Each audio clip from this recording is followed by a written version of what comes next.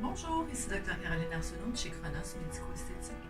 Alors aujourd'hui, je voulais vous parler du processus de vieillissement du visage. Je pense que c'est important de comprendre les changements qui s'opèrent lors du vieillissement pour ensuite mieux comprendre comment nos traitements agissent. Donc, moi, souvent, je vais utiliser l'analogie à une maison. Dans le visage, il y a vraiment une structure de base que je compare aux fondations, qui est la structure osseuse. On voit que chez une personne plus jeune, il y a une certaine densité osseuse qui aide à bien supporter le visage. Plus on avance en âge, chez tout le monde, il y a vraiment une résorption osseuse qui se produit. On peut voir ici au niveau de l'os malaire, donc si on voit l'évolution, l'os malaire devient beaucoup plus fin et se rétracte.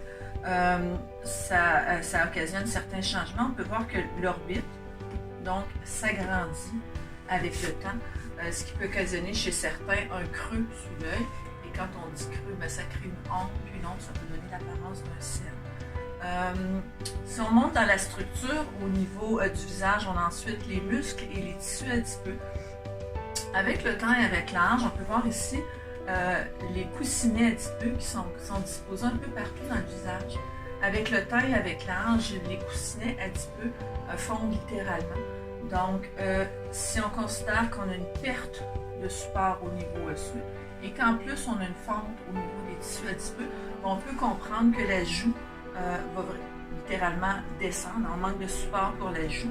Et également au niveau du bas du visage, ça va occasionner entre autres les pieds nasogéniens qu'on peut voir de chaque côté du nez, les marionnettes, l'abat-joue qui peut se créer. Chez certaines personnes, on va voir également qu'au niveau des commissures, donc les coins de la bouche vont descendre vers le bas. Tout ça, ça peut donner un air triste et fatigué.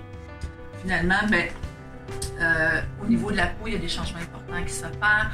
Entre autres, une diminution de la production de collagène. Donc, le collagène est important pour maintenir l'élasticité au niveau de la peau. Également, un épaississement de la couche cornée. En vieillissant, la couche cornée, donc la couche superficielle de la peau devient de plus en plus épaisse. Donc, ça reflète moins bien la lumière. Le teint est plus terne, moins lumineux. Donc, je pense que quand on comprend bien tous les changements qui s'opèrent au niveau du visage en vieillissant, ça nous permet de comprendre des fois les traitements qu'on va vous proposer.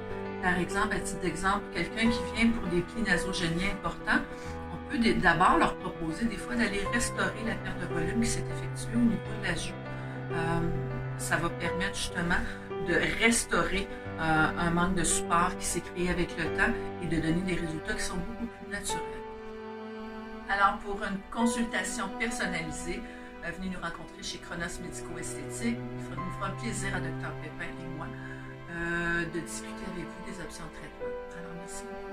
Venez nous rejoindre au 450-651-7770. Au plaisir.